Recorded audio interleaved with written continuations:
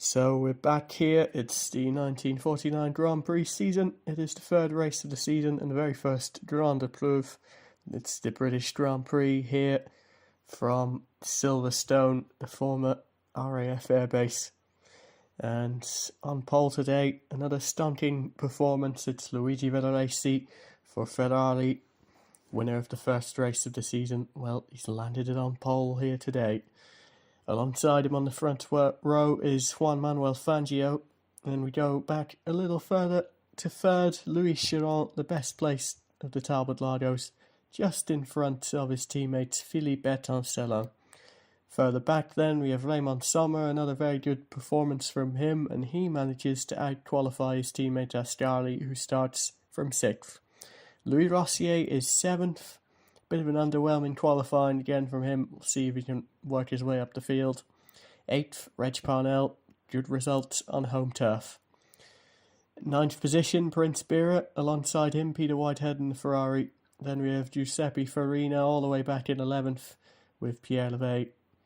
Then it's Benedicto Campos. Alongside him, Peter Walker with a fantastic qualifying in the ERA. It's one of their highest ever results. And then it's Yves Girard-Cabin 2 and Roy Salvadori, the British driver of Italian descent in a privateer Maserati. Then we have Cuff Harrison and Bob Gerrard. Further back still, a disappointing qualifying performance for Emmanuel de Graffenried. Alongside him is the Belgian Johnny Claes. Then come to an abundance of wildcard entries with Jeffrey Ansell and Jeff Crossley. Then we have David Hampshire and Fred Ashmore. And on the final row, the last two qualifiers, George Abacassis in his Alta and John Bolster. And failing to qualify were two privateer Maseratis, the Scottish driver David Murray and Philip Fotheringham Parker.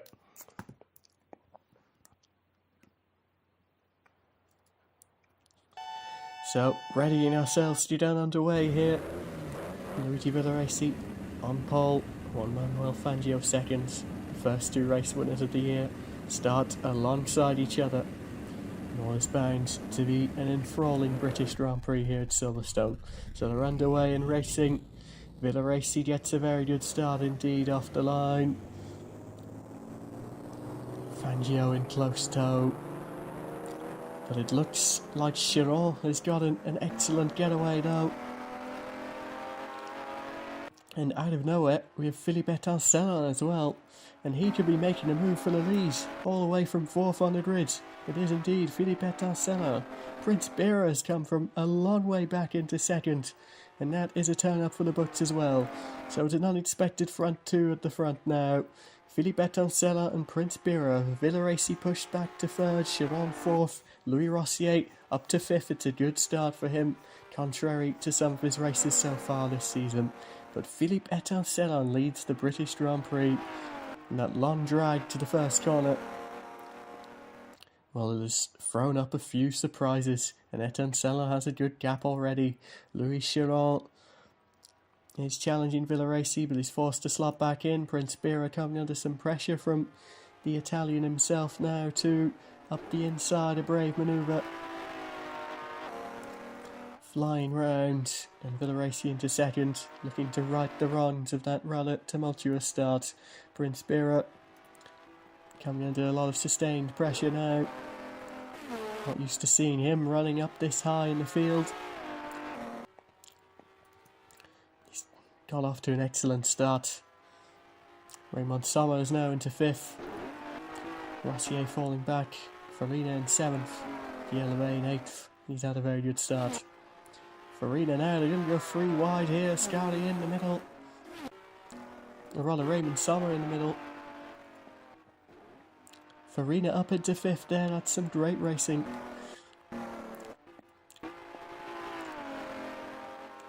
This is like a stock car pack here, more than anything. Farina now is going to be challenged for that 5th place. He's got smoke coming out of his engine now. There's Farina. Oh, just as things were going so well for him, just as he warded off some of those challenges, it looks like His race is going to be over as almost as soon as it has begun. That is a crying shame for Farina, who was fighting so well there. Was primed to put in a real good race here. Juan Manuel Fangio is up into 6th. He'll soon be up to 5th as his teammate meets his demise. Smoke pluming from the back of that Maserati. And Farina, who's had a very difficult 1949 so far, well, that's going to continue. He's yet to finish in the top 5 in a race. Still going, surprisingly so. And now he finally pulls over. So a very chaotic first couple of laps, and Philippe Etansalon still at the head of this Grand Prix. But Luigi Villaraci is fresh off the back of having set the fastest lap of the race. And he is in hot pursuit, just as we saw in Pau. He's evidently the fastest man on the Grand Prix circuit at the moment. Prince Bira holding his own in 3rd, but he's got Louis Chiron all over the back of him like a rash. Chiron takes to the outside. Can he make a manoeuvre stick here? He's carrying some good speed on Prince Bira.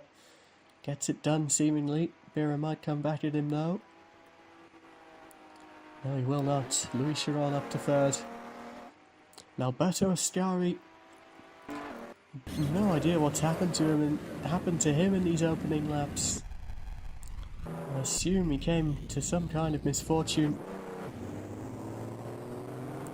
Early on, he wasn't in the top 10 at any point after starting 6th. And he's going to be a long way off the pace now. Here's Alberto Ascari. It'll be interesting to see him try and pick his way through the field. Villaraci fastest lap again. And he's right on the back of Etansalon now. Ascari's being lapped by those two at the head of the race. He's come out just behind that battle, which is a very interesting sight to behold. He's going to have a very good front row view of his teammates making a challenge for the lead of this race. Already 10 seconds these two have over their closest rival, Louis Chiron, back in 3rd. Etansalon going to have to challenge some real defensive manoeuvres. He's opened up a bit of a gap to Villaraci again. And Villaraci is looking really racy here today.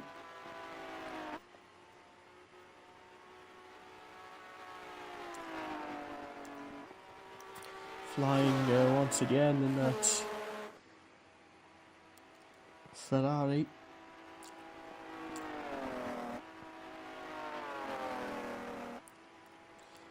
Prince Bira overtaken now by Juan Manuel Fangio. So the man who started 2nd beginning to pick his way back through the field after a rather troubled start to his Grand Prix. Sluggish off the line and swarmed into turn 1. Prince Bira, who's once occupying the dizzying heights of 2nd position, down to 5th but still running in the top 5, and he'll be happy with that for now. Maybe something of a matter of time before Raymond Sommer comes and starts rapping on the door. But Campos in 7th, a further 10 seconds back, so he won't be feeling too flustered at the moment. And there goes Villaraci. Villaraci is up the inside. He's made use of that backmarker John Bolster. He gets up the inside of Philippe Etansalon. That looked rather inevitable. That did look rather inevitable. Villaraci is flying again. Who's going to stop this man today? Philippe Etansalon seeming not quite up to that task. It's a very difficult one. No one could manage it at the San Remo Grand Prix, and it looked like he was going to do the same thing at Pau before he crashed out so heavily. Left only with bruising, luckily, after that collision. He's given 4 weeks until this race to be able to shake off any apparent injuries, and that he has done so, and that he has done with so much flair given the way he's driving at the moment. Coming up to some more back markers, they're going to be a big problem in this race, I feel, with the host of Altas and ERAs and slower privateer Maseratis all taking to the grid, and we're already seeing that in action now. Villaraci sluggish after getting held up there by Jeffrey Ansell, and Philippe Etancel has managed to sail past, but it's a huge accident. Etancel has been caught up in a horrible crash, and no sooner had he been experiencing the high of first position, it's all over now for Etancel. It was Fred Ashmore's Maserati that pulled to the inside of the circuit, and Etancel just ended up getting it all wrong, and there was nothing really he could do, let's be honest. See it here from Villaraci's view. Villaraci hit him as well. So Villaraci into Etancel, and I think he'll be out of the race as well. I think his car is terminally damaged. Villaraci out, Etancel out in dramatic fashion. And Fred Ashmore getting in the way. We've got to condemn that pretty lacklustre driving on his part. Cut onto the racing line of Etancel, left him stricken, nowhere to go, smashed right into the back of him, and collected as well by Villaraci, who crashes out through no real fault of his own this time, but the second race in succession that he's had an accident. And now Chiron will hope that he does not make the same fate when he makes his way through past George Abacassis in his Alta. Now coming up to Jeffrey Ansell. Fangio up to second now, owing to that huge slice of misfortune for the front two. And Fangio now able to make a run at Chiron, but he's held up by Jeffrey Ansell, and this could be the story of this race. Fangio flies through, so Fangio suddenly finds himself in the lead again.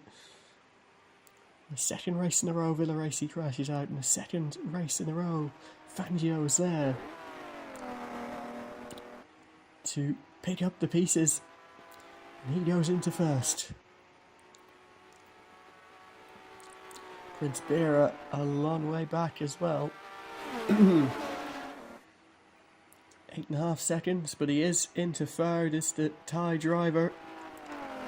Raymond Soler is in fourth, and Benedicto Campos finds himself again running in the top 5, and he'll be hoping that this time he does not suffer any mechanical failure that would put a stop to that. So Chiron will be biding his time now, looking for any opening to get back at Juan Manuel Fangio. So unlucky there, but he's going to be part of this race. As I've said before, there's such a large host of slower vehicles on the track. It's a higher proportion than usual. The British privateers here.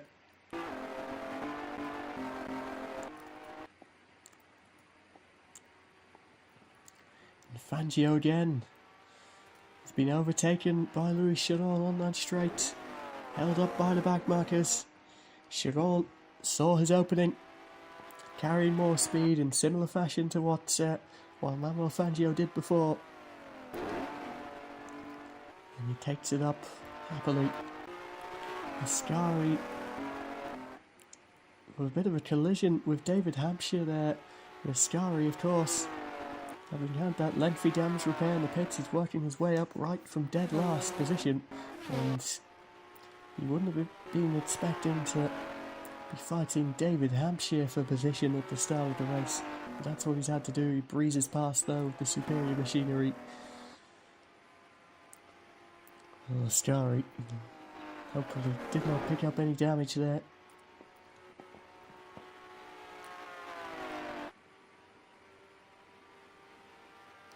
Eight laps out of 40 completed here at the British Grand Prix. Chiron has 1.5 seconds over Fangio, but that can change at any moment. The volatile nature of this Grand Prix. Raymond Sommer has passed Prince Bira for third. That looked like a bit of an inevitability, but Bira did have a good run. Held on for quite some time.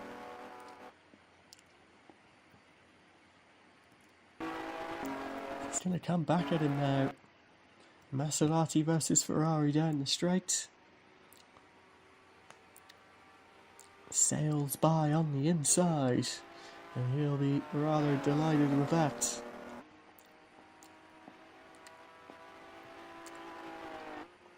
Sommer, is it going to be an immediate response? Inside line, has to pull out.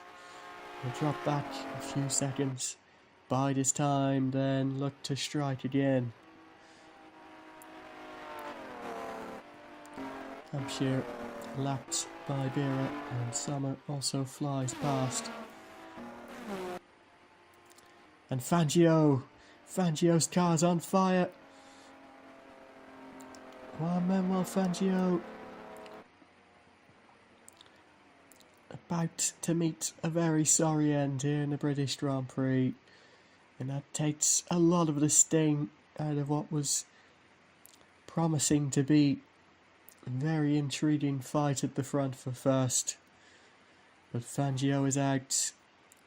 His Maserati, just like his prime teammate Giuseppe Farina, it's given up on him, and that promotes Raymond Sommer up to third, and Prince Bira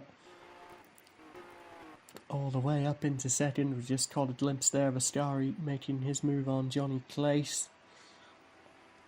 And Sommer is back through on Prince Bira. This is a real tit-for-tat duel. About 15 or 16 seconds down on the lead of these two. Sommer will hope now to finally see the back of Prince Bira. Benedetto Campos up to fourth. The Argentinian. Second highest placed Maserati on the road behind Bira. And Pierre Rivet up into fifth. It's a great story for him. I don't think he's ever had a top 5 finish to his name. Louis Rossier is disappointingly down in 6th again.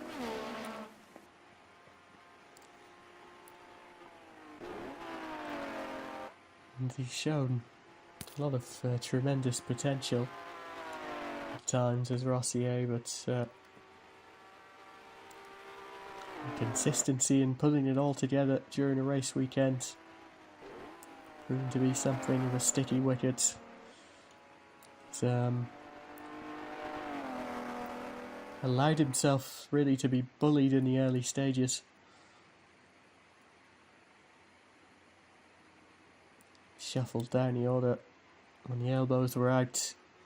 He wasn't quite able to match Sommer and Johnny Clace. Clace should be a little bit more gentlemanly like than that in ceding his position as he's lapped. Not making life too easy for Raymond Sommer. Eventually he gives away, and hopefully he'll do the same to Prince Bira of Siam. Ascari up to 12th now. Next on his list, Cuff Harrison and Roy Salvadori. He's been held up considerably by the fray between those two, struggling to get things back up to speed again. It's going to be another significant annoyance on the road for Alberto Ascari. Prince Bira dropping like something of a stone now. He's lost about 3 seconds, and it's probably due to difficulties in passing Johnny Clace. of Belgium.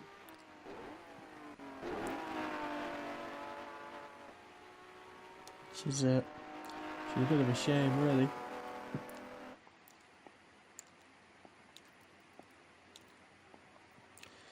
Sommer coming up to lap Ascari. Ascari won't take that too well.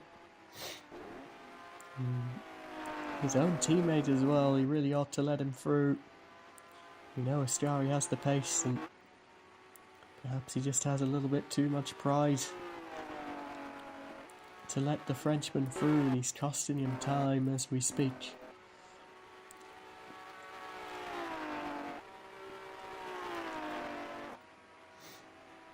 Good outing for Roy Salvadorian, the Maserati. 10th position. How about Peter Walker, 9th in an ERA? And it's not something you see everywhere. He's dragging something miraculous out of the frankly rather abject ERA machinery. Now let's turn our eyes a little further down the field. The battle for 4th seems to be quietly brewing. Pierre Levey getting inching ever closer to Benedicto Campos of Argentina. This is one of the best drives we've seen Pierre Levey put in. Reg Parnell is just past Louis Rossier, so his tough day continues. The Frenchman underperforming again, it looks like.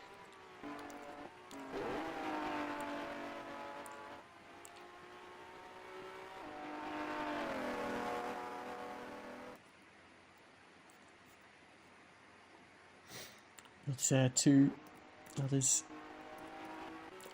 fights to keep your eyes on. And how about this from Ascari? He's now gapping Raymond Sommer, so perhaps he was quite correct in his assertion not to let him through so willingly. It seems like he would have held him up if that was the case. Quite a bizarre situation. Ascari lapping faster than pretty much everyone on the track that isn't Louis Chiron at the moment. But obviously having to incur that massive handicap at the start. We did miss it, but he did pick up damage somewhere. And this held him back considerably. Had to pit in to repair it. Here he is now. He's running in 10th. He's picked his way through much of the field. And his journey to getting there. It'll be Peter Walker up next for him. It's quite a way up the road.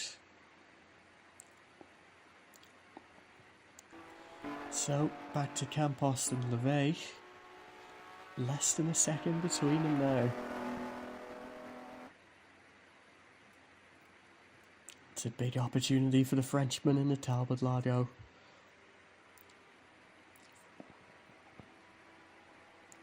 To leave his mark upon this race. This could be a very, very enthralling battle indeed. They are coming up to Johnny Clays, who hasn't been particularly forgiving to those looking to lap him. Hopefully he gets out of the way and doesn't spoil any potential duel that we're about to see. Does let Benedicto Campos through quite nicely. Let's see if he lets his teammate Pierre Levey do the same. It appears that he will. So there's a lot more obedience there from Johnny Clays.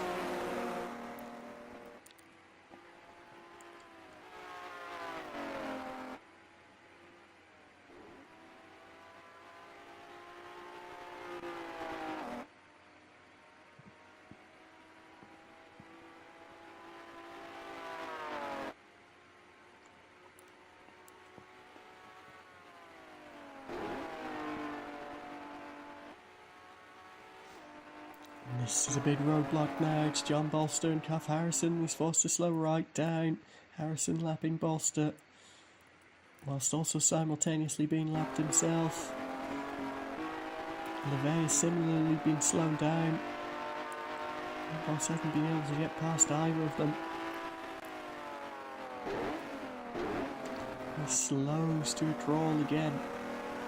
LeVay right on the back of him. And there's that Rossier's coming into the picture now as well, as these two lose time hand over fist, and Johnny Clay's up the inside of LeVay and tries to go up the inside of Benedicto Campos as well. It's a real mess there. Rossier has hit he hit LeVay there? LeVay has been hit. LeVay has been hit, I think, by Louis Rossier. In all that confusion, and lost track of it slightly. LeVay slowed up big time. Rossier came from behind, slams into the back of him, and have the two Talbot Lagos taking each other out in a sea of confusion. Let's wait and see. Is LeVay terminally damaged? Is Rossier terminally damaged? I think they both are out.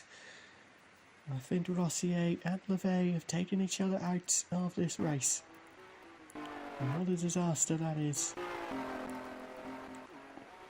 And Prince Bira is out as well. Mechanical problem for Prince Bira. He's out of the race, I believe. Yep. Loose wheel on that Maserati, and what a shame. Running in third. And that shakes up the order massively. A massive, momentous few moments of chaos in this British Grand Prix. And another litany of retirements to add to the list, a further 3 drivers out. And all the while, Campos into third, Reg Parnell into fourth, and Yves Girard-Cabintu into fifth. Cuff Harrison out as well, mechanical issue for him. Johnny Claes is out of the race as well for Belgium. It's 5 retirements on 1 lap. That is catastrophic for the race, I'm afraid to say. And it's going to have to be a bit of a post-mortem and assessment of the place of some of these slower cars in the race, because they've really caused chaos. They've caused 2 pretty big race-defining accidents. They've taken out a lot of the bigger names at the front, and there's going to be a lot of vented frustrations at the end of this race, I would imagine. Yeah, that's a real shame, isn't it? It's hard to know what to say in the midst of that. Usually like Cabintu lap by Louis Chiron. Will Cabintu even be aware that he's been promoted all the way up to 5th with 3 retirements ahead of him on the same lap? I would have expected that in his wildest of dreams. Walker in 6th. Ascari now finds himself in 7th, and with a very tangible shot at the top 5, where it really didn't look to be one before. Such is racing. Such is the fluctuating and oscillating nature of it all. And we've almost forgot about this man at the front, Louis Chiron, amidst all of that. He was not short of scathing words himself going into this race. He condemned the driving style of Luigi Villoresi at the Pau Grand Prix. Villoresi, of course, eventually crashed himself out of the lead there. He was scolding in regards to a manoeuvre that Villoresi made at the hairpin. Had held up Juan Manuel Fangio and Chiron himself. He was clearly fired up coming into this race. He assumes a big advantage at the head of it, 25.5 seconds up on Raymond Sommer. Campos and Parnell practically non-entities at more than a minute back. well as just about everyone else that is still in the running here. Only 13 out of 26 starters still left in this race. Many of them have slower back markers. I feel really bad for Pierre Levey and Prince Bira as well. They're running really magnificent races. Levey smashed into by Louis Rossier, and Prince Bira carrying a mechanical issue. That wasn't the end to the race that those two deserved at all. In uncharted territories for themselves, experiencing some new heights in their Grand Prix career, to have it taken away from them in cruel, cruel fashion.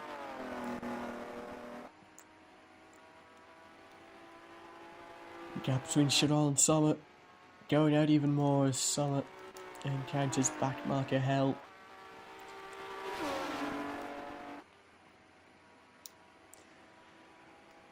That's only going to keep happening as this race goes on. Chiron has a rare uninhibited spell, which is given full freedom, a clear and empty road ahead of him.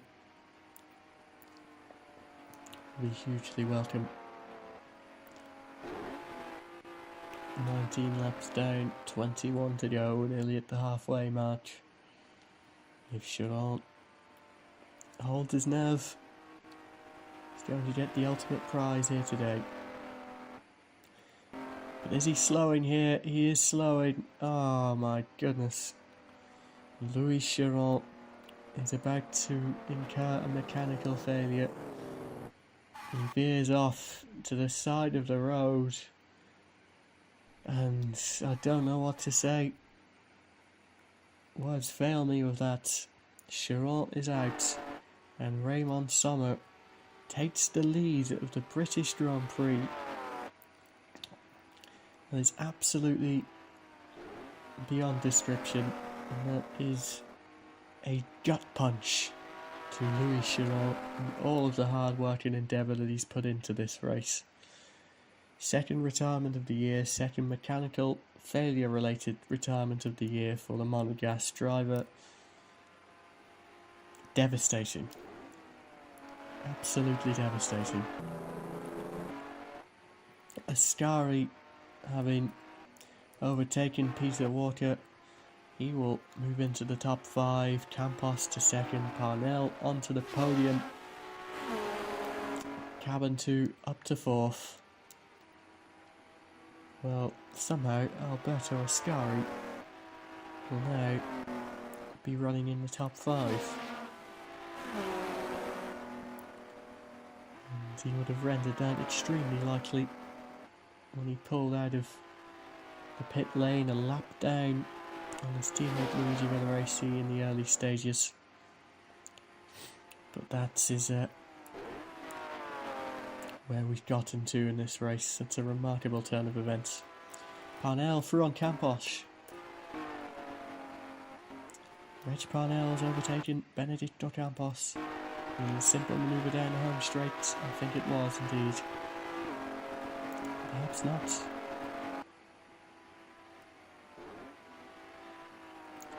So we're riding with Parnell here. Campos very, very slow exits out of the corner. That allows Parnell to slide through. He now occupies second. No issue for Campos, I don't think. I think he just took that corner terribly. He's trying to get straight back at his teammate. It's not to be, I'm afraid to say.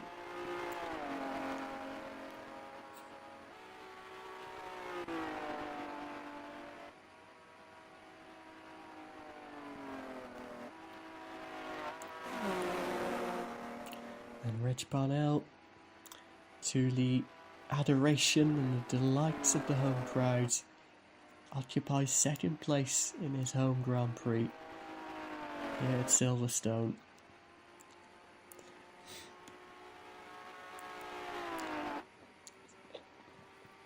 And again, it just seems absolutely bulletproof once more. Reg Parnell,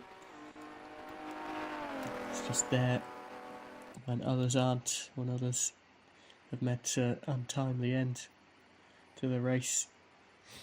Always seems to be the benefactor. That is held true once again. Sommer leads, Parnell 50 seconds behind in second with Campos in tow. Cabin 2 a minute 20 and Ascari a whole lap down on his teammate and leader. Now Jeff Crossley's going to rub salt into the Argentinian's wounds. Holds him up there. He's been struggling to get by as Parnell allowed all the free rein in the world. And he's lost Campos a great deal of time there. Trying to start finish straight, takes the outside. Does finally get it done. Cabin 2's been lapped by Raymond Sommer, meanwhile. So that's all but the top three a lap down. I wonder how far Ascari is behind Yves Gilles Cabin 2. In fact, Ascari is right there. And this Cabin 2 unlapped himself briefly, then rendered himself very confused by Sommer pulling into the pits. Ascari is right on the back of him, and he's going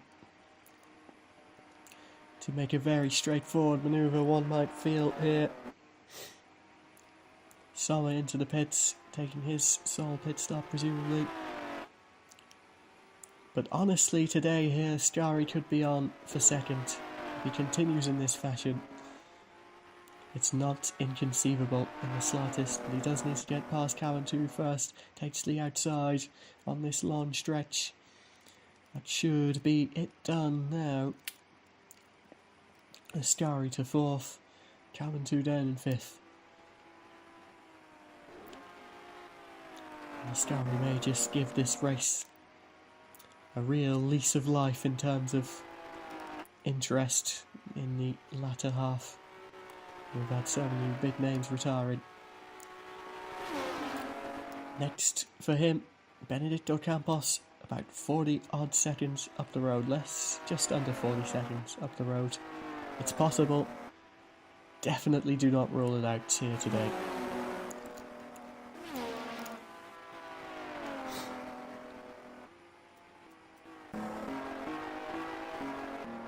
Sommer slowing. Raymond Sommer is slowing. Oh my goodness gracious me. Fresh out of the pit lane, Raymond Sommer. His race is coming to an end in this war of attrition here at Silverstone. Has claimed another victim. The man who was uncontestably in the lead of this race is about to retire from it. Raymond Sommer, another front runner out of the race. Meanwhile, you have this massive backmarkers who are just continuing to wheel their way around. That may reap some huge rewards for them today. Reg Parnell now leads the British Grand Prix though.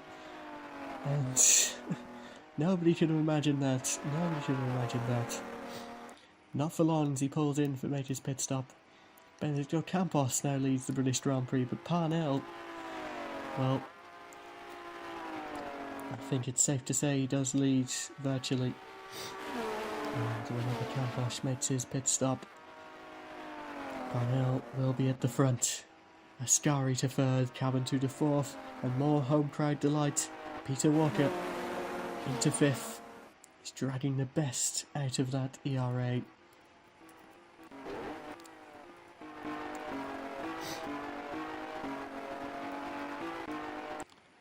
It is quite something to behold.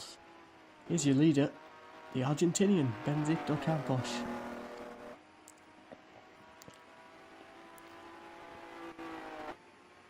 Maserati 1 and 2, but not the 1 and 2 you would have expected if you were to suggest to somebody a Maserati 1-2. But instead of Fangio and Farina, it's another Argentinian, great friend of Fangio, Benedicto Campos, as well as Reg Parnell. And it's pretty hard to wrap your head around. Such a long list of retirements. Such is the situation at the front. But keep an eye on Ascari. He is going to be very, very hungry. And he could launch a late challenge for the lead. Because he is evidently a lot faster than these two. And wouldn't that be a story if Ascari was to prevail today? He's got 16 laps left in which to do it. Bizarre race we witnessed here today.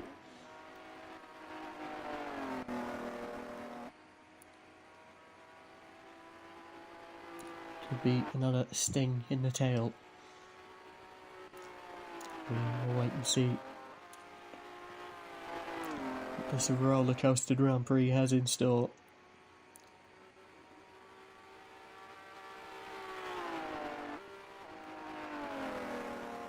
Well, Campos has got to make a stop. Ascari too. And Yves Giraud Cabin 2 has already come into the pit lane in 4th for the Talbot Lager. It's the only Talbot Lager left in this race, believe it or not. And Ascari, the sole Ferrari after the retirement of Raymond Sommer. Campos is in, so we'll find Reg Parnell. And watch as he presumably passes the Argentinian on the road.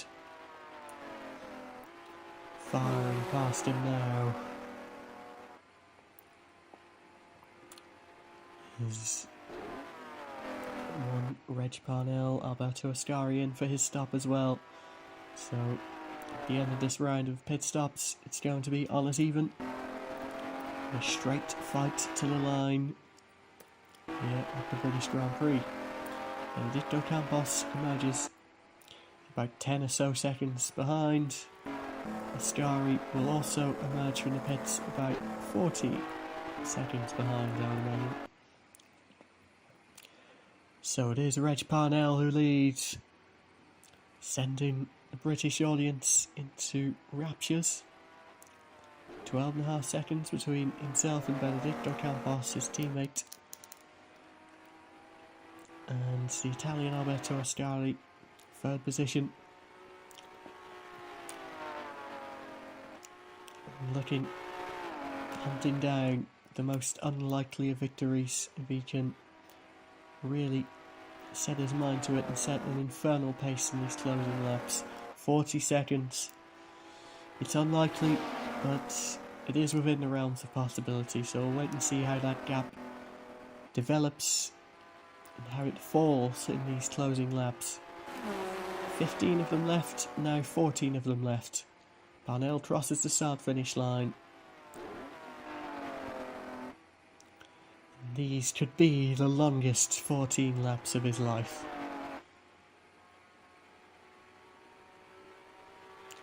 Already a second shaved off the gap back to Ascari. And that is going to be the real viewing now. And watching that timing screen in the top left hand side of this broadcast. And watching how it comes down.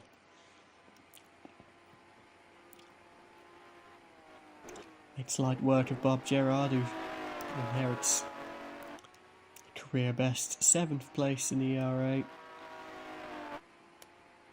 Much to his delight, I'm sure.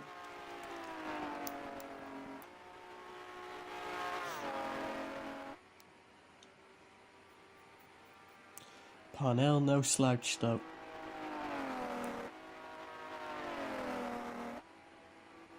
He'll be squeezing as much as he can out of the Maserati, and Ascari, presumably to the cause of backmarkers, has lost about 6 or 7 seconds in one fell swoop. And that is going to be a big blow to his ambitions. Coming up soon to Laproy, Salvadori and David Hampshire. Presume that's where he's come undone in the first place. Jeff Crossley is a long way back. And oh, that's going to cause some disdain. He's coming up to them again. He's going to slow again, I would imagine. He's passed them both actually, this time. It's past them both. That's a big blow to his ambitions unless a similar fate befalls. Reg Parnell. Ascari's back into the pits actually. So what is happening here? Has he damaged himself? Has he damaged the car? He may well have done. He's in once again for the second round of damage repair.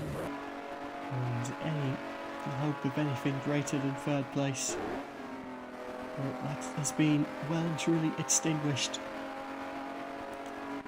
His cabin 2 has just passed him, and Peter Walker might well do so as well. So Ascari will have to work his way back up again. What a cruel turn of events. Walker is through. Ascari will have to pass him for position once more.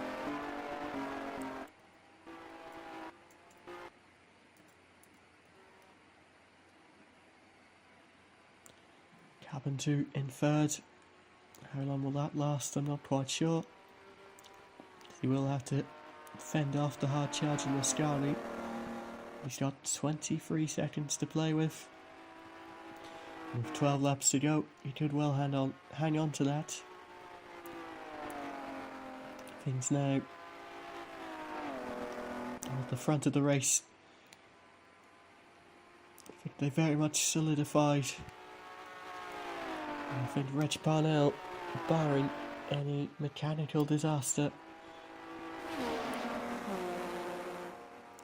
will be taking home today's race in uncontested fashion.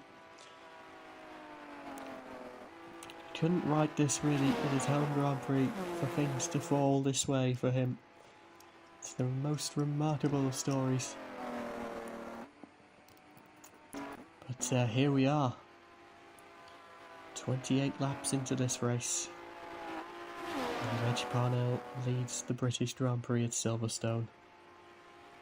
And he has Alberto Ascari in his sights now. Could lap the Italian greats. He probably will just miss out on that by virtue of Ascari's quicker pace. But it'll be a hugely motivating sight to see.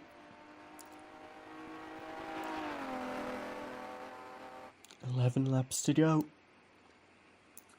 Almost 3/4 of the way through.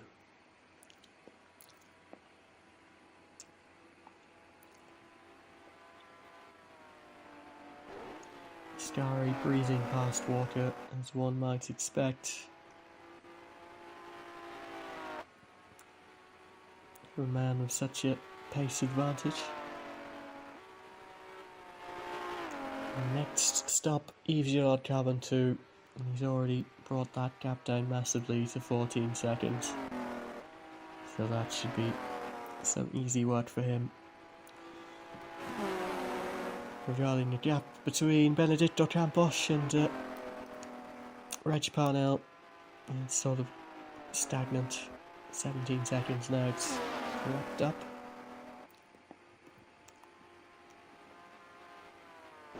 So I don't think the Argentinian is going to pose any threat.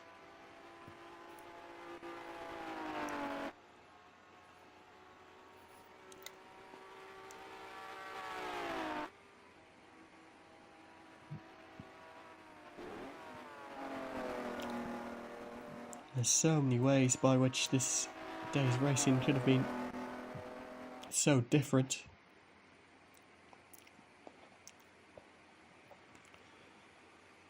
gotta think of the misfortune of some of the Talbot Lagos, Rossier and Levey taking one another out of the race. Etancelon colliding with Villaraci. I think he hit the back marker first and then collided with Villaraci. And that took him out of the race. They could have been fighting at the front, and Fangio, his car caught fire, Louis Chiron, the mechanical failure, Roland Sommer with a mechanical failure. And after all of these drivers have fallen away, Parnell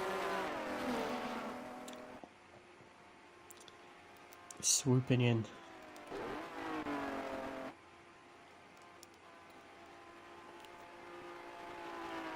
Starry passing Jeff Crossley, David Hampshire. Gap between Camposh and Parnell's come down 10.8 seconds. So it's not a done deal yet. It's not a done deal yet. Such is the way the traffic can fall. It's a pretty similar pace that Camposh and Parnell are setting, so Parnell just has that great deal more of misfortune when it comes to lapping some of these drivers, and then that'll put him in a bit of despair. And you can see them on the same stretch of road there, Parnell and Camposh. Camposh has him within view for the first time since he's come out of the pits, and that is only going to drive him on. And there's a audacious pursuit of first place. 8.8 seconds now. Parnell will be feeling the pressure, but bear in mind that Camposh does have to overtake and lap Peter Walker. Before that, David Hampshire, who caused Parnell such protracted difficulty. 6.9 seconds. And Parnell, just like that, he's under a huge swathe of pressure. Jeff Crossley is next. Campos now on David Hampshire. Will he lose time here? Up the inside. Keeps the impact to a minimal there, I would say. It will slow him a little bit.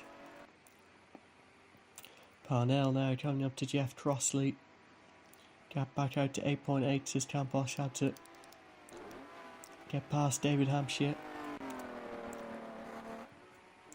Parnell and Crossley, I think this is going to turn out quite well for Parnell. In the grand scheme of things, it's a clean manoeuvre.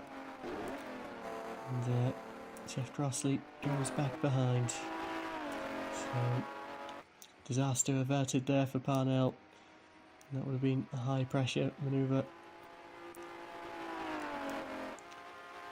In one where he really had his heart in his mouth and would have been hoping and praying it went smoothly, because if it didn't, well, Campos, he would be within touching distance. It's now 8.6, that is a manageable gap. He's still got 2 cars between himself and Campos. There's a big obstacles that the Argentinian has to overcome. 6.1 now. That's understandable given the fact that Parnell's just dispensed of Crossley.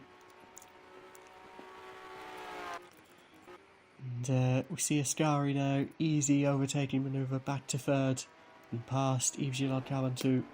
It's a shame that Ascari damaged his car again and had to come in for repairs again,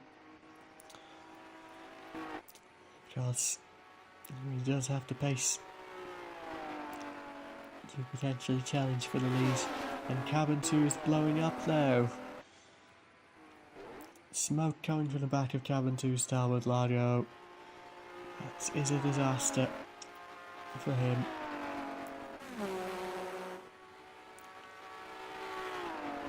It does mean Roy Salvadori will inherit a top 5 position for Yves cabin 2. There's some horrible misfortune, and now the back of that Talbot Lago catching fire. And precisely 0 of the Talbot Lagos to have started this Grand Prix are going to finish it. It was a real bitter indictment for them. Horrible race for Talbot Lago. And their experience in Britain is one to forget for the French manufacturer. Still yet to secure a win this season, and today will not be the day either. They aren't even going to have a top 5 to the name. Cabin 2 to the side of the road. Goes out in a blaze of ignominy. He'll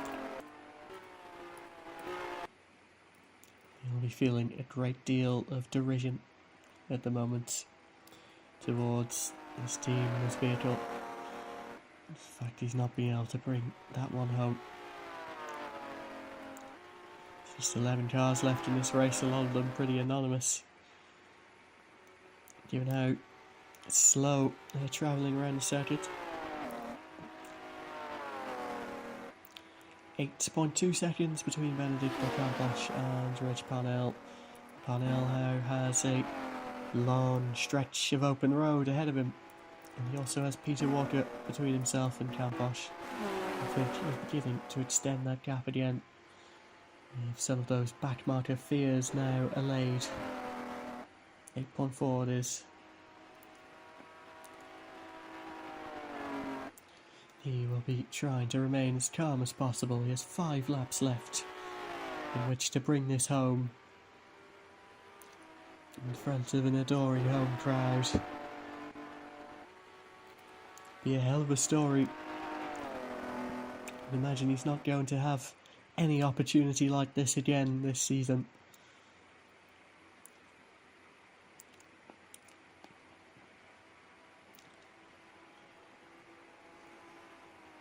The important thing is to take it when it is offered to you, an opportunity like this. And boy, is he capitalising. 8.5 seconds. 5 laps to go. Take a sizable occurrence for things to go wrong now.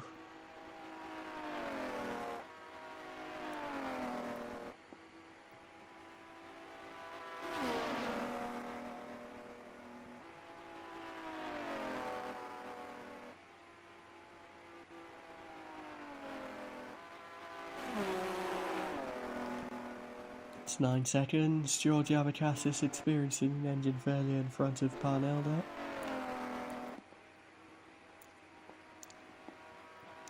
That won't interfere. He's running. Blinding degree of smoke blown into his face. But, keeps calm, keeps collected. He's got less than 4 laps left to run. And he's unfazed by such incident.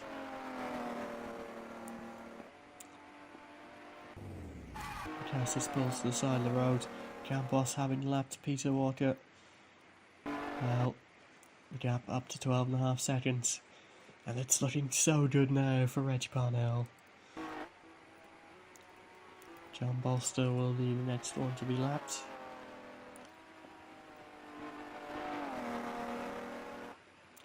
Oh, not making things easy for his compatriot there. Blocking his path a little bit, slowing him down. He actually does get out of the way, the man in the ERA. Parnell on his way again. About to cross the start finish line once again.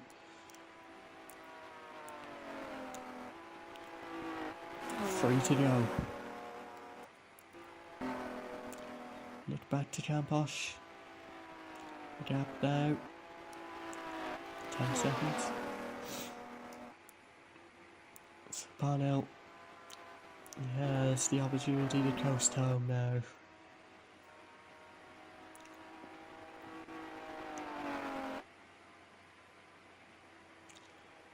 Camposh versus John Bolster.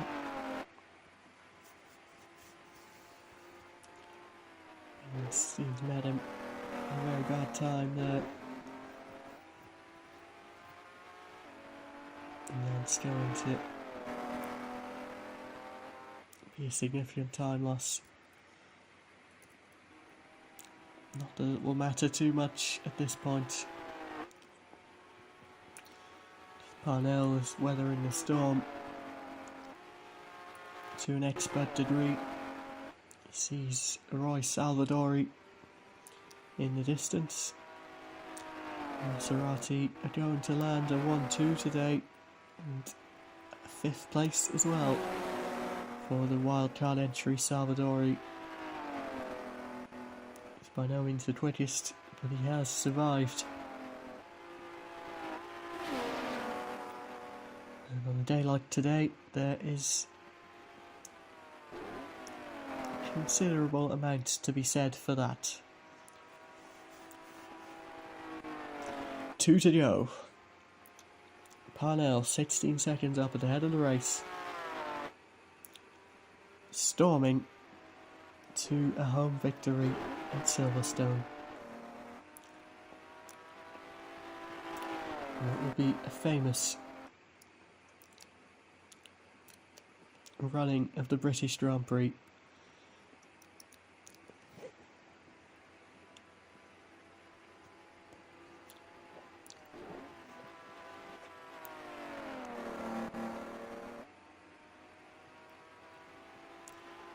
Back to lap Roy Salvadori, and he obligingly gets out of the way. Scari's up way off in the distance, and one must doubt that he will be catchable.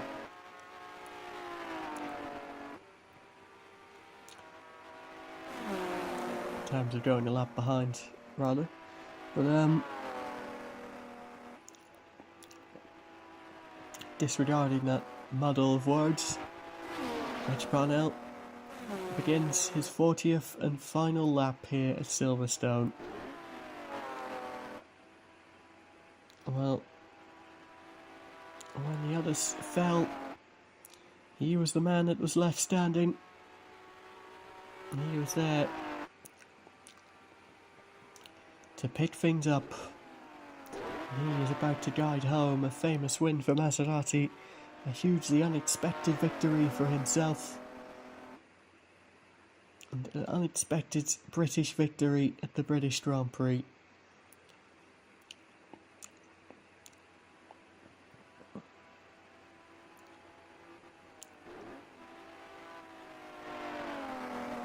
It's been that sort of race. It's been a brutal war of attrition.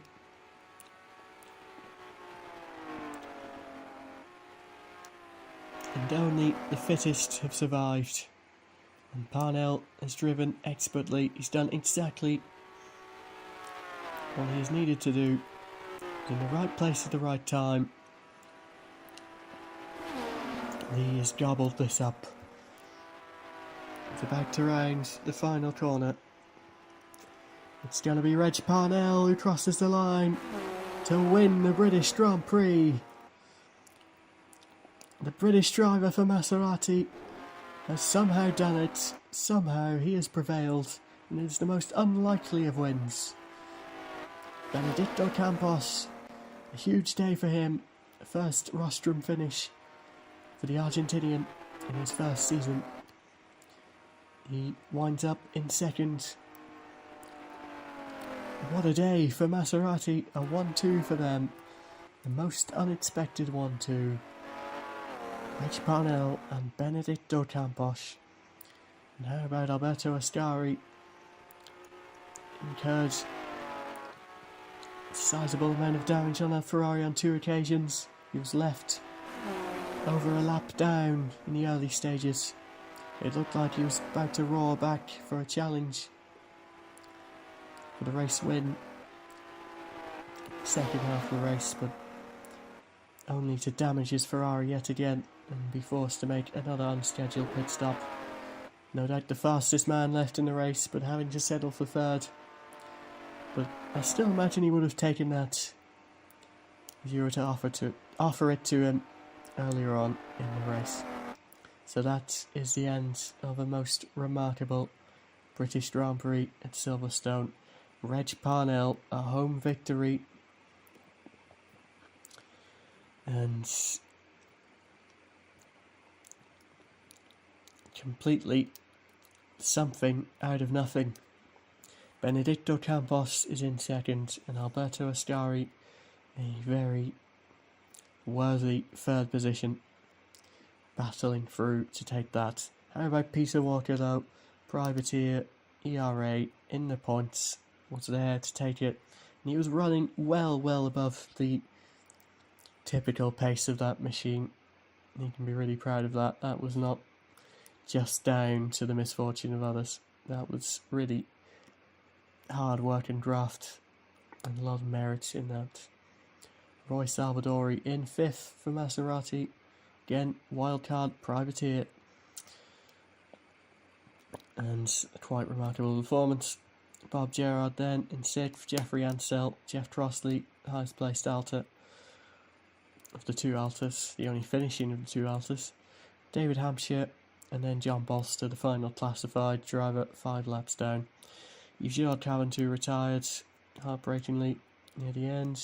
George Abacassis, Raymond Sommer retired from the lead. Likewise, Louis Chiron and Prince Bira, who was in second at the time of his retirement. And we have Pierre Levey, Louis Rossier, Cuff Harrison, Johnny Clace, Juan Manuel Fangio retired from second with a horrible oil leak. And Tullio Draffenried, quite quiet retirement. Fiat Betoncello and Villa Racing, they came to blows. A horrible accident ended their Grand Prix. Then Peter Whitehead, another quite quiet retirement early on amidst all the chaos. Fred Ashmore, who induced that collision with Philippe Betoncello in his Maserati, and Giuseppe Farina, who retired on the second lap of the race. A miserable time for him. So that concludes our coverage today. Join us next time for the Belgian Grand Prix at Spa-Francorchamps. We'll see you there, and goodbye for now.